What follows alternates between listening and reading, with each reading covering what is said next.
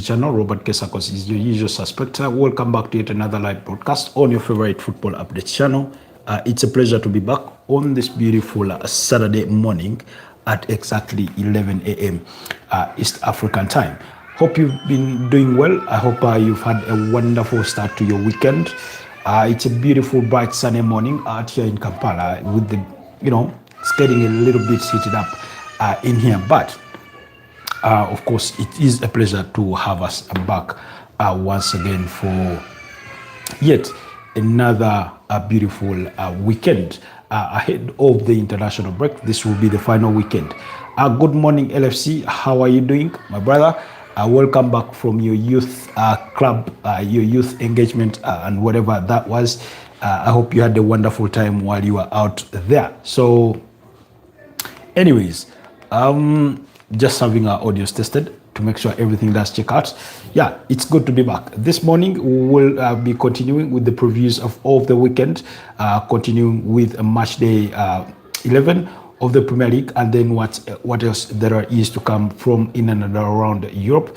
Yesterday we did tackle that. We looked at the Manchester City Liverpool game in at great length. We also looked at I can't stay. I've got a rugby match and I'm getting the bus. Good luck, safe journey, and wish you the best of luck in your game, LFC. So yesterday we looked at that game between Manchester City and Liverpool at great length. We looked at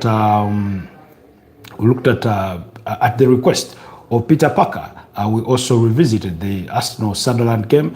We also looked at that, and then we looked at other news in and around Europe. We looked at what's to come, throughout the Big Five, top Big Five leagues from Europe. So I mean, it's really great. It's really great. So, anyways, today we will continue with those games from Super Sunday. Like I had promised you, we will be looking at those, and much more. Plenty of news going around. Manchester United are really interested in getting Elliot Anderson. Yes, I know we're still, more than a month and a half from the January transfer window, but it looks like the transfer gossip is already making the rounds, and United are at the forefront of that in their pursuit for Elliot Anderson. Would that mean that they're no longer interested in Carlos Baleba? That necessarily wouldn't be the case, but we'll wait and see how it all manifests itself and things like that, when the right time comes. Just a second. And things like that, when the right time comes.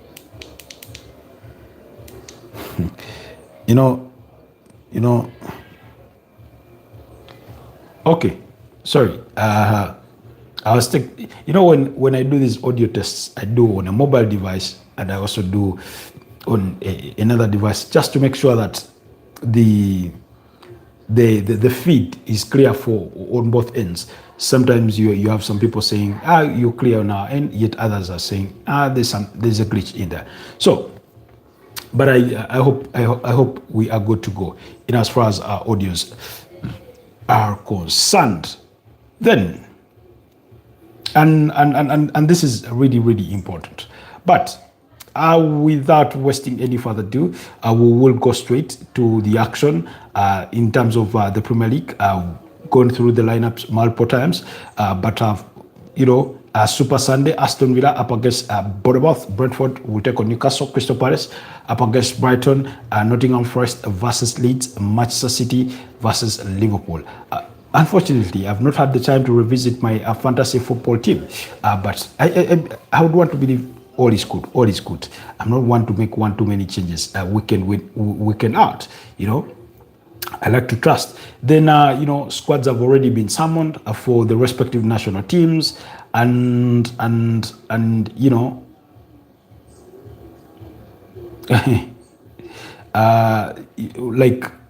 mean to say that, okay, snap that. Sometimes I get caught up in my own mind. So, anyways, I was saying squads are already out for the respective international teams. Of course, England equally always making the news, whether good for the right or wrong reasons. They're always in the news. If one player is not summoned, they're complaining about that, focusing less on those that have been summoned. I remember the previous international break in October. They were solely focused on Jude Bellingham this, Jude Bellingham that.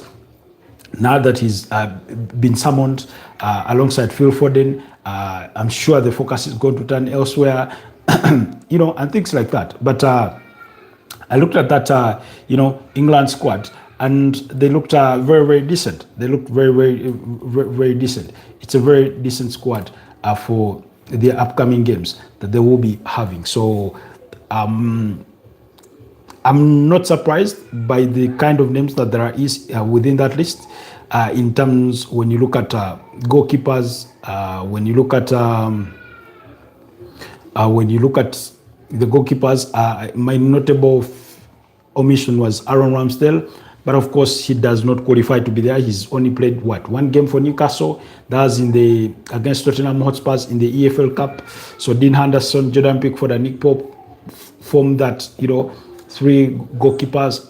You look at the defenders: Dan Burn, McGahey, Richie James, Ezri Konsa, Nico O'Reilly, Jarell Quansah, George Space at Stones. I mean, it's all good there. Midfielders: Elliot Anderson, Jude Bellingham, Jordan Henderson, Declan Rice, Morgan Rogers, Alex Scott, and Adam Wharton. Now, Bournemouth's Alex Scott was a surprise for many. Adam Wharton, not a surprise. And then England's obsession with Jordan Henderson, well, justified or not, they'll eventually have to move on from him, but understandably so. Then the forwards: Gerard Bowen, Eberechi Eze, Phil Foden, Anthony Gordon, Harry Kane, Marcus Rashford, and Bukayo Saka. I do not know. That squad of forwards does look good, but I don't know. It feels like something is lacking, and I can't tell you exactly what. But when I look at the respective profiles of those players, because of course ideally, I think it would have to be Bukayo Saka, Harry Kane, and who? Marcus Rashford. That's that. Or Ebele Eze, on the left wing. But when I look at all those players, they're all good. But only Harry Kane stands out. And I don't mean to say the other players are not talented, because we know that Bukayo Saka has struggled for form. He's not had the best of form in recent, weeks. Ever since he returned from that injury, he's yet to click into that gear, I look at Marcus Rashford, didn't have a very good game against Club Brugge. And I'm not saying he should be judged based on that a single game, because against Olympiacos he was good. But I don't know. Gerard Bowen this season, he's yet to be the Gerard Bowen that we had seen for the previous two campaigns.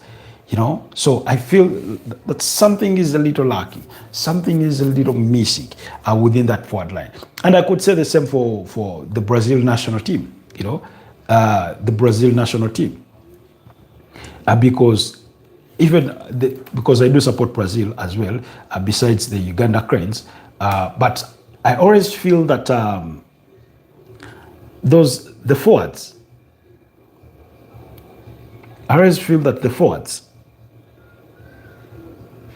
they're lacking.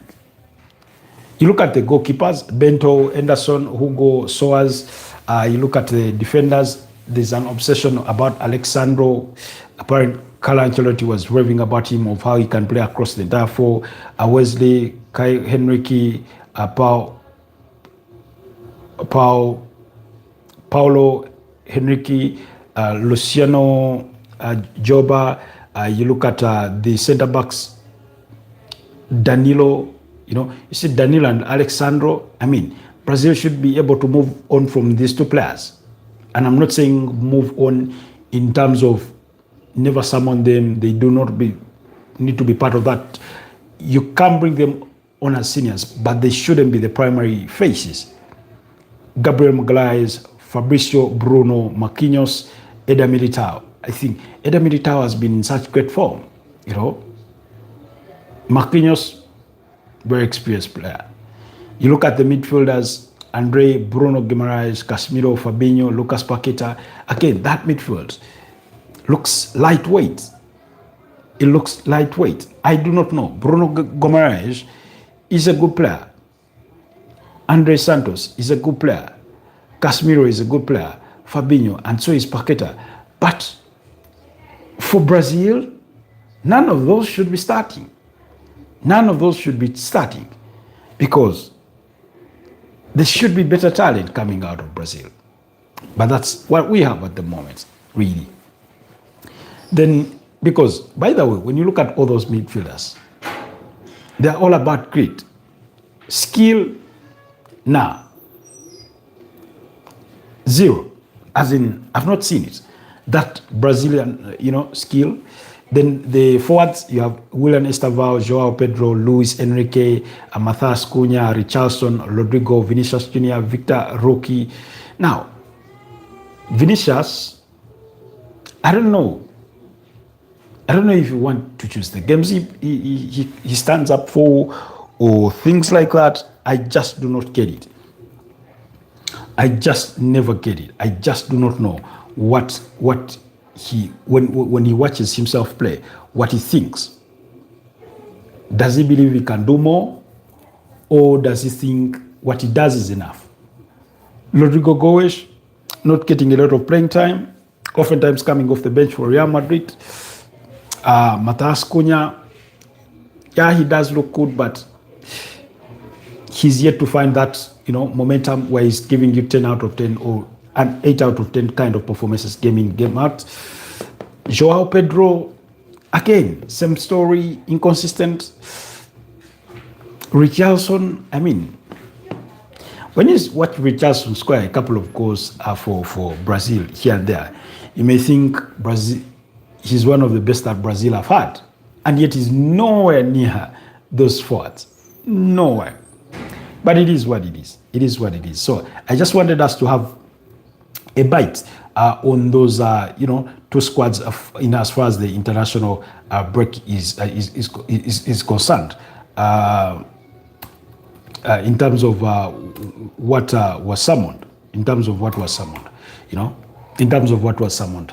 I look at those, and meanwhile, in Uganda, the Belgium manager, that's Paul Put, did, put pen to paper on a new 3-year contract that will keep him with the national team unless anything changes for the next 3 years.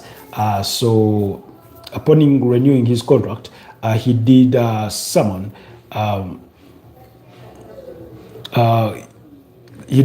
his own squad for players that will be engaged in some international friendlies against Chad and against Morocco. So we're not having AFCON qualifiers, we're not having World Cup qualifiers as we wrap that out.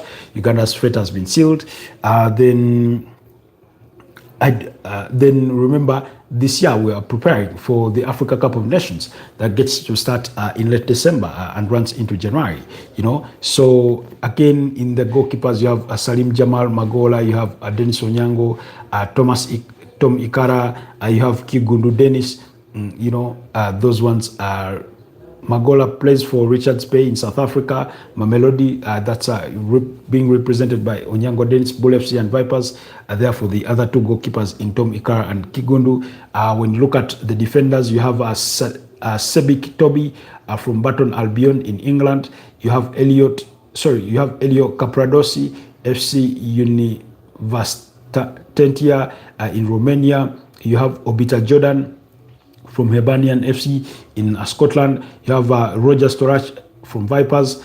You have Hilary Mukundane from Vipers. You have Aziz Kayondo from Slovan Liberec in Czech Republic. You have Herbert Achai from KCCA. You have Timothy Awanyi from Ashadu in Israel, and Arido Moses from URA. Midfielders, you have Kenneth Semakola from Al Adala in Saudi Arabia. You have Khalid Awucho from Singida Black Stars FC in Tanzania. You have Oiroth Alan from New England Revolution USA. You have Al Hassan Baba from Football Club FCSB in Romania. Remember, FCSB is a team that does play in the UEFA Europa League, so that's a Ugandan representing. Al Hassan Baba is, I'm told, he's of Ghanaian descent, but was born in Uganda.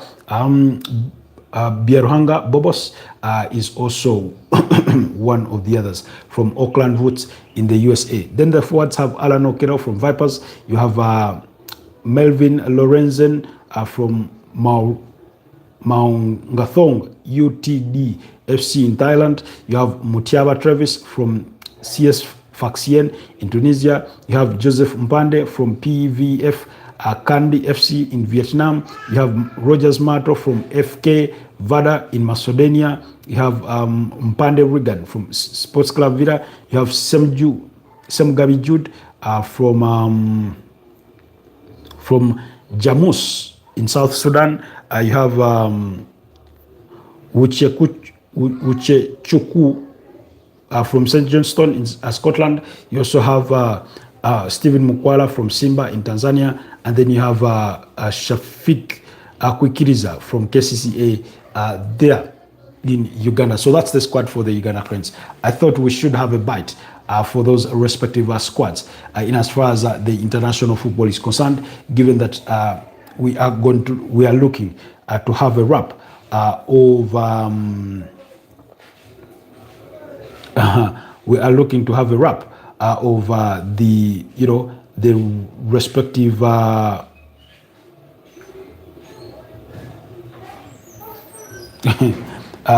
the respective leagues in Europe. So anyway, quickly back to the conversation of Premier League football's Super Sunday review. Aston Villa up against Everton, against Bournemouth, a very, very difficult game. It does promise to be.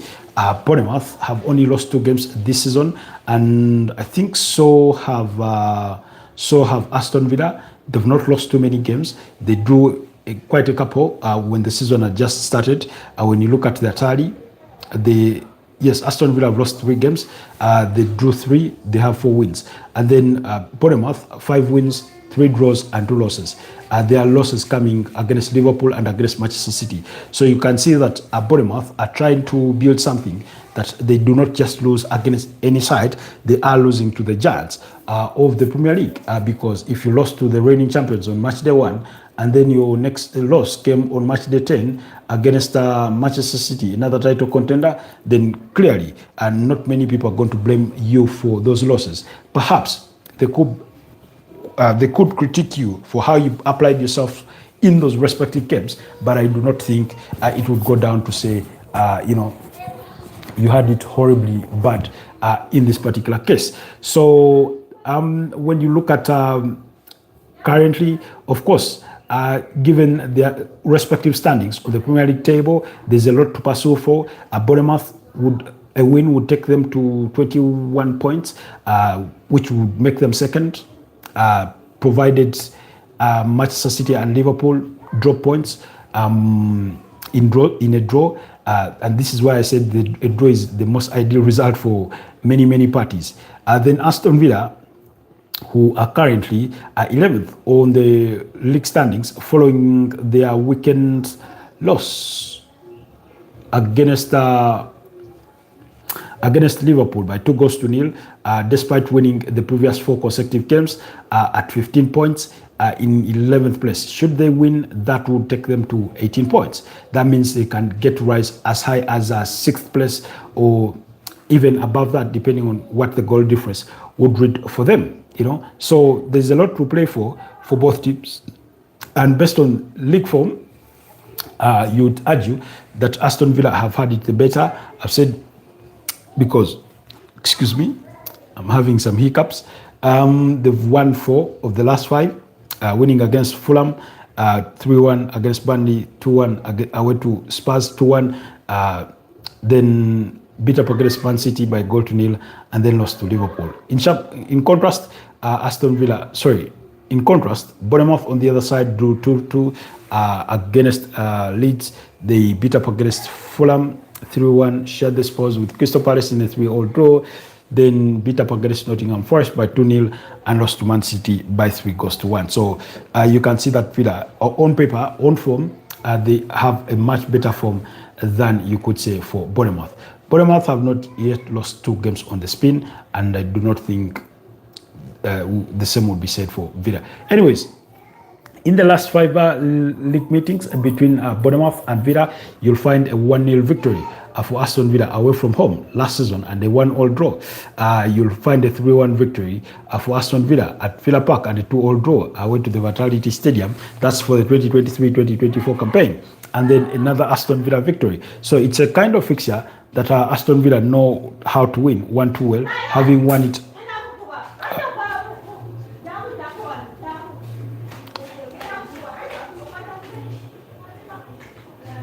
having won 3 of the last 5 meetings, and they are being 2 draws. So you can see that it's a fixture that usually Bournemouth have struggled in. And I think this is a case of 2 Spanish managers are coming together, one outsmarting the other. And to be honest, Andoni Iraola, last season particularly, he did really, really well against fellow Spanish managers. Like I said, when he went away to Villa Park, he picked up a point. You remember he beat up against Arteta, home and away. They beat up against Manchester City in one of their fixtures. So he's done well. He's done well previously. However, looking at Aston Villa and their ambitions, those of Bournemouth, notwithstanding, you'd think that it's a kind of game that Aston Villa should fancy themselves to win. It's a home game. I'm going to go for a 2-1 win for Aston Villa, although a draw wouldn't surprise me because they can easily cancel each other out. But I have a feeling Aston Villa could edge it out in this one. When you look at that midfield, Amadou Onana, Boubacar Kamara versus versus Alex Scott in that Bournemouth side, Alex Scott, then Adams, who scored, by the way, the only consolation against Manchester City.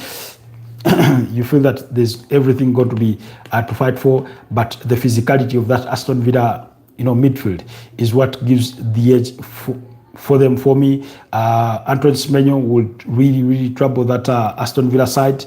David Brooks, Marcus Tavernier, and Kropi will be one to watch in as far as that game is concerned. George Petrovic in the Bournemouth goal has been a decent servant, as well as Adrian Trafford, who replaced Milos Kakes at left back. Marco Senesi and Diakite have been doing well in that centre back, as well as Gimenez at right back. But like I said, I have this feeling that, of course, Evan Nilsson could be one of those that does come off the bench. The likes of Ryan Christie, Ben Doak, signed from Liverpool, Lewis Cook, Justin Kluivert. I do not know how they're going to set up, but whether the likes of Justin Kluivert and Evan Nilsson start, the story may not differ much. But on the side of Aston Villa, you feel, they did win their midweek game in the UEFA Europa League. Who were they up against? Crystal Palace are the ones that played Alkmaar. I'm forgetting who the opponent for Aston Villa was during midweek. But again, you fancy them to Morgan Rogers, Ivan Guessant, John McGinn, with Ollie Watkins. Now, Ollie Watkins is off form. Things are not really, really happening for him the way he would have loved them to happen, And Jordan Sancho comes off the bench. Pau Torres and Ezri Konsa has been summoned to the England national team. Martinez will need to cut out the mistakes that he did commit against Liverpool, those blind passes that led to a Mo Salah's goal. Matty Cash, very good right back, just did not have a good game against Liverpool. Lucas Digne, but I feel that if Kamara, Rogers and Onana can win that midfield battle, of course, then they can go really, really far. in as far as winning that game. I think Aston Villa do miss the services of Yuri Tillemans because of what he gives them in that midfield. I don't know what's happened to him, but Emi Buendia is out injured. Tyrone Mings with the hamstring. Andres Garcia among those who will be absent for that fixture. In as far as the Premier League is concerned, So quickly, we leave that. I've told you my prediction is a 2-1 victory for AFC Bournemouth. So that's not changing. Then Brentford against Newcastle, a bit of a physical game. You would expect Brentford looking to leverage once again on those long throw-ins by Coyote. You see, somebody said this, and I found it very, very interesting. They said, when you have good systems in place, regardless of what manager you bring, they are oftentimes bound for success because they get plugged into an already working system. And Brentford is one of those clubs where I think they have good systems. Of course, it's too early to judge in some respect, but given the manner of departure that Sir Thomas Frank switched sides from Brentford to Tottenham Hotspurs, going away with literally the entirety of the backroom staff, leaving only Keith Andrews behind, who had to go to Arsenal in the academy to pick an assistant manager and build his own team. I think they've done decently well. They've done really, really well. When you look at where they stand, and as far as the Premier League table is concerned, 12th place is not where I'd envisioned them to be after 13 games, that they would have won 4 games and drawn 1 and lost 5.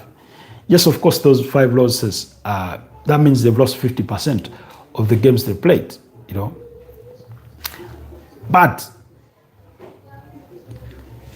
those very 5 losses, in comparison to the 4 wins and the draw they have, they are performing better than Newcastle, who is just a point behind them in 13th place. Now, again, I wouldn't have predicted at the start of the season that Newcastle would be this far down the table. But I think Keith Andrews has surprised many of us. 5 defeats is still many, but those 4 victories, and some of the teams they've come up against, because 2 of those victories came against Liverpool and Manchester United. Then the other came against West Ham United. I don't remember which other team they beat, but it tells you how good they've been as a team, at least by their own standards and what expectations we held for them going into this fixture. Last season, it's a kind of fixture that Brentford won by 4-2 at the GTEC Stadium, where they will be playing tomorrow. Newcastle, of course, went on to win the reverse fixture by 2-1.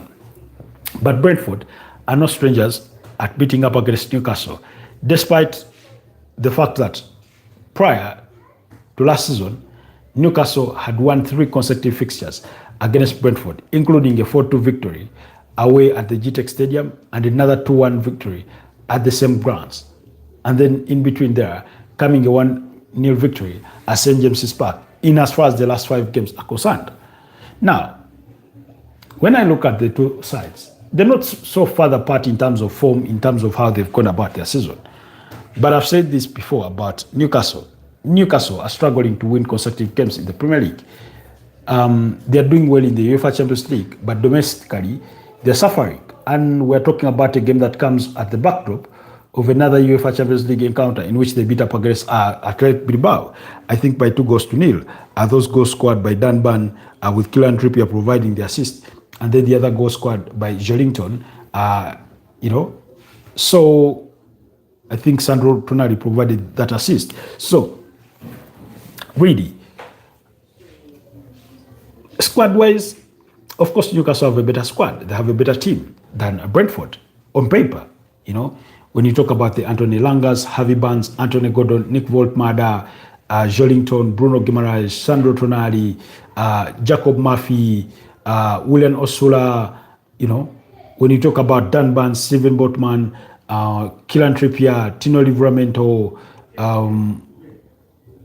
Malik Theo, Nick Pope, Aaron Ramsdale. When you look at that squad, Newcastle squad, very impressive. Now, when you compare it to that of Brentford, where you have, the likes of Kelleher as the goalkeeper, is the main one that we know, of course. But in there, they have a Matthew Cox, an England international. They have a Hakan Valdimarsson, But you look at the likes of Aaron Hickey, Rico Henry, Ethan Pinnock, Christopher Aja, Nathan Collins. Nathan Collins is a very, very good defender in there. Michael Kayode was man of the match in that 3-2 victory against Liverpool. Benjamin Arthur, you look at their midfield. Jordan Henderson providing that sort of leadership. Kevin Shada, Mikel Damsgaard, Anton Milambo, Fabio Carvalho, those kinds of players. And the forward lines of Reece Nelson, of course, this is not a mainstay in that team, on loan from Arsenal, Reece Nelson, but Igor Thiago and Dango Ouattara, as well as Keane Lewis Potter, have been good servants. But you can't compare them to what Newcastle have. Nonetheless, because of Newcastle's struggles to balance what they do in Europe and what they return home to do, I feel that Brentford could have the edge over this one.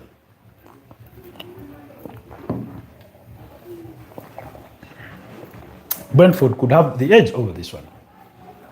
And I'm going for a 2-1 win for Brentford. Yep, quite bold, but I'm going 2-1 Brentford to win. That's what I'm going for. Never mind that Newcastle come into this fixture on the back of 2 consecutive victories, having beaten up against Fulham in their last league. Newcastle come into this fixture on the back of a 3-1 loss to West Ham United, while Brentford lost to Crystal Palace by 2-0.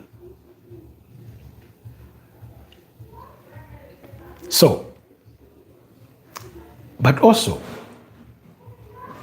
Newcastle, I do not remember if they've lost 2 consecutive games in the Premier League this season.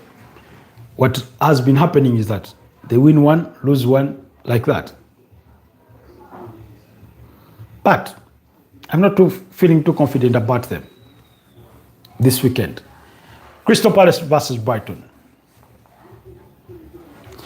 You remember when we were discussing why Arsenal are boring? And I told you the difference with which how teams like Crystal Palace set up when they meet Arsenal versus how they set up when they meet teams like Brighton. Totally different. Against fellow mid-table teams, against teams with whom they think they are in the same cohort of brackets, they set up entirely different. Not that it's a different profile of players, it's the same players approaching the game differently. And when you look at the fact that Crystal Palace beat up against Brighton last season, home and away, by 2-1 at Selhurst Park and 3-1 at the Amex Stadium, that doesn't give you a lot of inspiration or encouragement. But for purposes of betting tips, for those of you that may look to place bets on this team, go for both teams to score. Because the season prior to that, Brighton beat up against Crystal Palace by 4-1 and they 1-1 draw. Then you'll find another Brighton victory. Last league outings, like I've told you, Crystal Palace beat up against Brentford by 2-0. Prior to that, they had struggled for form. In fact, they've won 2 of the last 5. That's Crystal Palace. They've drawn 1 against Bournemouth, and they lost 2 against Arsenal and against Everton. Brighton have won away to Chelsea, drawn to Wolves, 1 against Newcastle lost to United, won against Leeds. So, how do you then look at it? Dean Henderson, someone to the England national team, I think will be in that team. McGay, Daniel Munoz, Tarek Mitchell as the wing backs, Lacrosse in that centre back in that back three, Maxence Lacrosse, and then who is it usually? Chris Richards, yes, or Jaded Covet, depending on who is available. They are fresh from their own 3-0 victory against AZ Alkmaar in the UEFA Conference League. That's for Crystal Palace. Then that midfield, Adam Wharton alongside Taichi Kamada, Yeremy Pino ahead of them, and Ismail Sarr scored a burst in that midweek game against Alkmaar. Jean-Philippe Mateta leading the lines, and then of course there's a player whose name I'm looking for. The ones that plays in the double 10 alongside Ismail Sarr, usually for this Crystal Palace side. Oh yes, Yeremy Pino alongside Ismail Sarr, yes, and then Jean-Philippe Mateta leading the lines.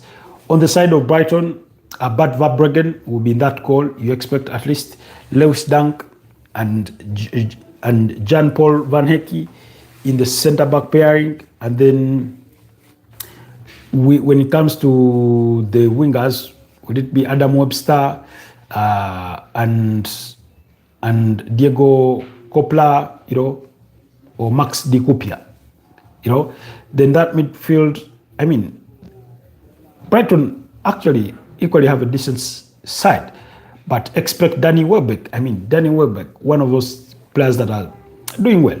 Yankuba Minte, good guy. Then that midfield, Yassine Ayari, Diego Gomez scored a brace against Wolves last weekend. Carlos Baleba in that midfield, that pivot role. Jack Hesselwood is not one we get to see very often, just as much as Solly Match. We've not seen Kaoru Mitoma feature greatly this season, but we get to see James Milner, one of the most capped Premier League players you'll find. I think the only player that is still ahead of him is Gareth Barry.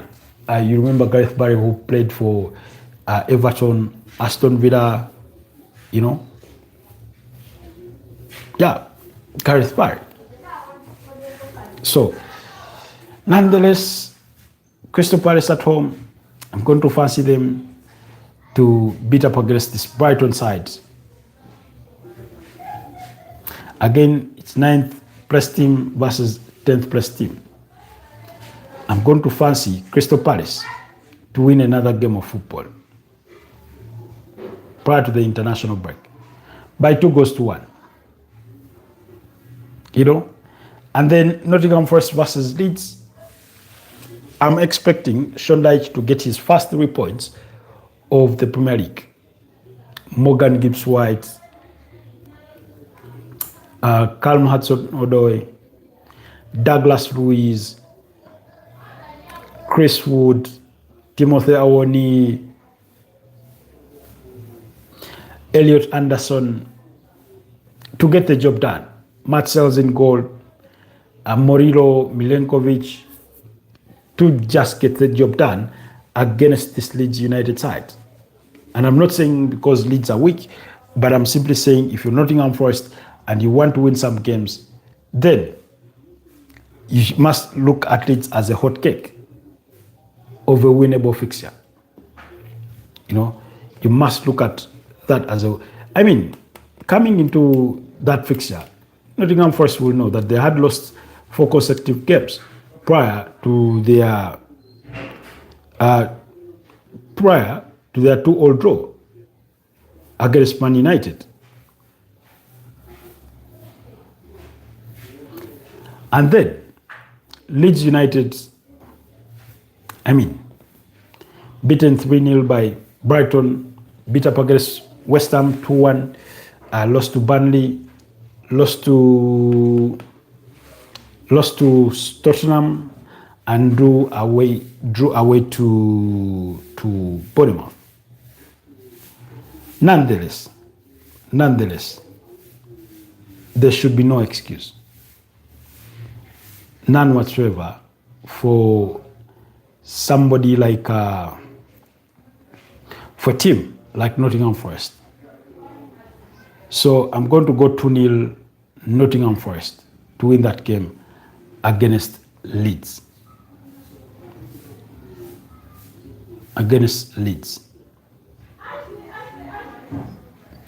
That's my prediction. So I think we've exhausted all my predictions. Yesterday I gave you Manchester City Liverpool. I went for a 1-1 draw. Chelsea Wolverhampton Wanderers. I went for Chelsea win. I said 3-1 Chelsea. Sunderland Arsenal. I went 2-1 Arsenal. West Ham Burnley. I went 2-1 West Ham. Everton Fulham. I went 1-1.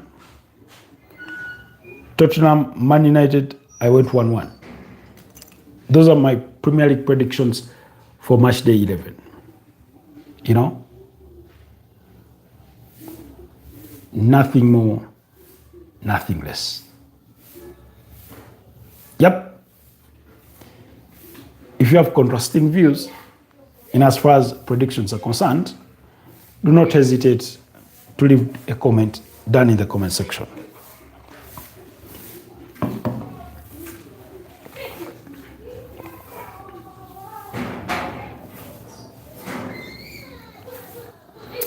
Anyways, any eye-catching fixtures elsewhere? Not really. But Real Madrid will be in action against Real Valladolid at 6:15 p.m. today. Barcelona at 11 p.m. will be up against Celta Vigo. So the Spanish La Liga action will have Athletic Bilbao against Oviedo. Rio Oviedo, Vallecano will host Real Madrid. Mallorca, I think Real Madrid will win their 10th game of the season. They've won 9 out of 10. Mallorca will be up against Getafe. Valencia will be at home against Betis. Celta Vigo will be at home against Barcelona. In the German Bundesliga, Freiburg take on St. Pauli. VfB Stuttgart up against Augsburg. Eintracht Frankfurt will be up against Mainz. In the Italian Serie A, Atalanta take on Sassuolo. Bologna will be at home against Napoli. Genoa will play at home against Fiorentina, while Udinese will be away to AC Roma, and Inter Milan at 10:45 p.m. Huge game to watch. Will be at home against Lazio. In the French League 1, Lorient will be up against Toulouse. Angers will take on Auxerre. Métis will be up against Nice. Strasbourg will be up against Lille, while Lyon at 10:45 p.m. will be up against Paris Saint-Germain. Then also, oh guys, sorry, that's all on Super Sunday. That's all on Super Sunday from those respective leagues. In as far as Saturday is concerned, in the Spanish La Liga, Girona are up against Deportivo Alaves. Sevilla will be up against Osasuna. Atletico de Madrid will be up against Levante. Espanyol will take on Villarreal. In the German Bundesliga, Bayer Leverkusen are at home against Heidenheim. Hamburg will take on Borussia Dortmund. Hoffenheim will be up against RB Leipzig. Then Union Berlin take on Bayern Munich. Bayern Munich probably set for 16th or 17th victory of the season. Borussia Mönchengladbach up against FC Cologne. I think what Vincent Kompany wants to do is go on an unbeaten run like Bayer Leverkusen did in 2023-2024 under Xabi Alonso as they won the German Bundesliga title.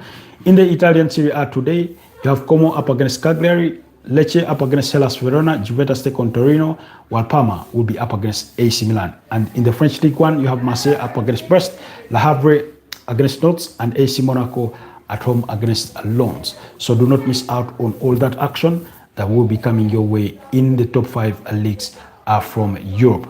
Do let me know what your predictions are in the comment section. Let's continue the conversation down there.